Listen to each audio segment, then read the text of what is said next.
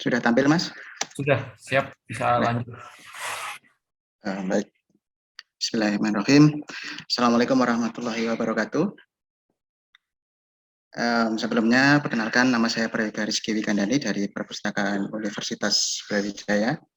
Di sini saya ingin berbagi pengalaman sedikit ya tentang situasi dan kondisi layanan di Perpustakaan Universitas Brawijaya ketika awal-awal pandemi, sehingga memaksa Perpustakaan Universitas Brawijaya harus tutup layanan fisik dan beralih ke layanan online yang sudah kita tuangkan dalam makalah yang berjudul Eksistensi Perpustakaan Universitas Brawijaya dengan Penerapan Sistem Layanan Online di Masa New Normal. Baik, anggota kelompok kami ada Ibu Kurniasih Yuni Pratiwi SSMA, kemudian ada Ibu Suprihatin SIPMA, dan saya sendiri. Nah, jadi yang melatar belakangi makalah ini ya, melatar belakang masalahnya adalah yang pertama, ada mahasiswa Universitas Brawijaya yang terindikasi COVID-19. Jadi di sekitar awal Maret itu ada mahasiswa UB yang terkonfirmasi bahkan yang COVID-19, sehingga dengan pertimbangan Satgas COVID di UB, akhirnya Rektor UB sendiri mengeluarkan surat edaran yang intinya adalah menginstruksikan seluruh tenaga pendidikan untuk bekerja dari rumah dan meniadakan kegiatan belajar mengajar secara tatap muka sampai dengan batas waktu yang tidak bisa ditentukan. Nah, menindaklanjuti hal tersebut, akhirnya Kepala Perpustakaan membuat kebijakan yaitu perpustakaan tutup layanan fisik dan beralih ke layanan online seperti itu.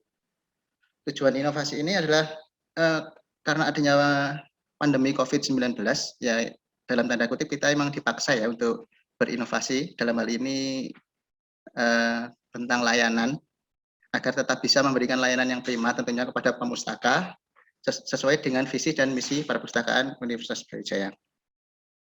Nah, layanan online apa saja yang kita lakukan pada waktu itu? Yang pertama adalah peminjaman buku online. Sebenarnya peminjaman buku online ini semi online ya, karena kendalanya adalah buku di Perpustakaan UB sendiri masih belum tersedia dalam bentuk digital atau elektronik, jadi masih dalam bentuk fisik seperti itu.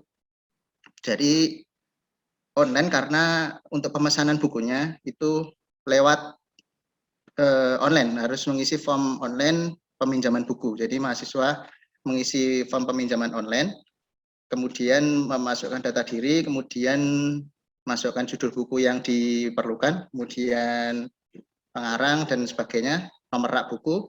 Setelah itu petugas akan mencarikan buku tersebut di rak. Nah, setelah ketemu ataupun tidak ketemu, akan memberikan konfirmasi ke mahasiswa yang bersangkutan melalui pesan WhatsApp. Setelah itu buku ditaruh di loker-loker yang disediakan. Selanjutnya pemustaka tinggal mengambil ke loker yang disediakan dan melakukan peminjaman buku. Nah, perpustakaan sendiri juga ini ya menerbitkan surat terangan untuk administrasi kelulusan mahasiswa. Salah satunya ialah bebas pustaka atau bebas pinjam atau bebas tanggungan, banyak sekali istilahnya. Jadi sebelum pandemi itu untuk mengurus surat bebas pustaka itu mahasiswa memang harus datang langsung ke perpustakaan, kemudian bertemu dengan petugas bebas pustakanya, kemudian diproses dan diberikan surat bebas pustaka secara offline pada waktu itu.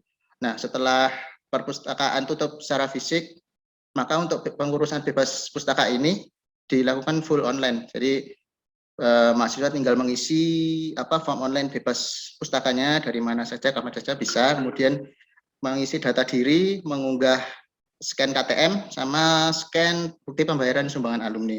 Setelah itu akan diverifikasi oleh petugas bebas pinjamnya apakah mahasiswa tersebut ada pinjaman buku ataupun tidak, ataupun ada denda, ataupun tidak ada tanggungan, itu dicek dulu. Apabila sudah sesuai ketentuan semuanya, maka akan diterbitkan surat bebas pustaka dan dikirimkan ke email mahasiswa yang bersangkutan, seperti itu.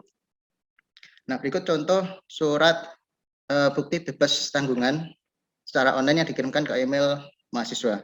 Ini ada juga surat bukti bebas tanggungan, namun ada keterangannya bersyarat. Nah, ini maksudnya apa? Misalkan mahasiswa tersebut mengajukan surat bebas pustaka, namun ternyata masih ada tanggungan buku atau tanggungan denda, itu tetap diberi bukti bebas tanggungan, namun ada keterangannya bersyarat.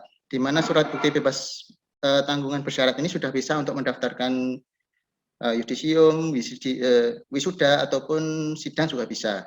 Nah, nanti setelah untuk pengambilan ijazah baru harus menyelesaikan semua tanggungannya ke perpustakaan dan diganti surat bebas pinjam bersyaratnya ke bebas pinjam yang murni untuk pengambilan ijazahnya. Nah, selanjutnya adalah surat keterangan serah simpan naskah tugas akhir atau penyerahan tugas akhir ya ke perpustakaan. Memang sebelum pandemi itu perpustakaan UB sendiri belum menerapkan yang namanya unggah mandiri. Jadi untuk mengumpulkan tugas akhir ke perpustakaan harus mengumpulkan hard copy-nya ke petugasnya, kemudian sama CD yang berisi dengan softfile PDF. Seperti itu baru diberikan surat keterangan telah menyerahkan skripsi ke perpustakaan. Nah, kemudian selama pandemi itu untuk penyerahan skripsi sudah dilakukan secara online ya, jadi tinggal mengisi form online serah simpan dengan mengunggah softfile PDF tugas akhirnya. Setelah itu tugasnya akan mengecek, diverifikasi apakah sudah sesuai ketentuan atau belum. Jika sudah sesuai ketentuan, maka surat keterangan serah simpannya bisa langsung diterbitkan, kemudian dikirimkan secara online ke email mahasiswa yang bersangkutan. Dan jika ada revisi, misalnya ada kurang tanda tangan di lembar pengesahannya misalnya, itu diberikan informasi juga di emailnya bahwa ada yang harus direvisi. Setelah itu mahasiswa tersebut harus melakukan revisi sesuai arahan dari petugas, kemudian mengupload ulang yang sudah benar. Seperti itu.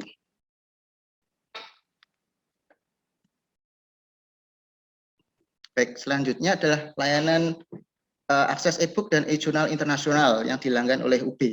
Jadi di masa pandemi pemustaka tetap bisa untuk akses elektronik book dan elektronik jurnal internasional yang dilanggan UB tanpa harus menggunakan jaringan kampus UB, yaitu dengan cara mendaftar akun SSO Remote Access yang sudah dilanggan UB.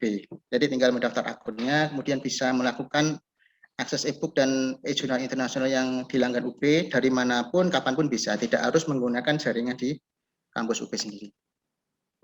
Selanjutnya ialah layanan request file repository. Nah, untuk mahasiswa yang ingin akses tugas akhir ya, untuk akses skripsi, akses disertasi, dan akses tesis misalnya, itu memang sebelum pandemi memang biasanya mahasiswa datang langsung ke perpustakaan dan mengunjungi yang ruang skripsi dan mengakses yang hard copy-nya atau bentuk fisiknya.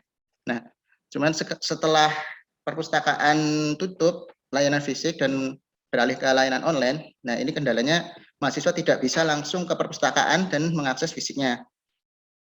Oleh karena itu, kita mengarahkan mahasiswa tersebut untuk mengakses tugas akhir ke repositori kita di repository.ub.ac.id.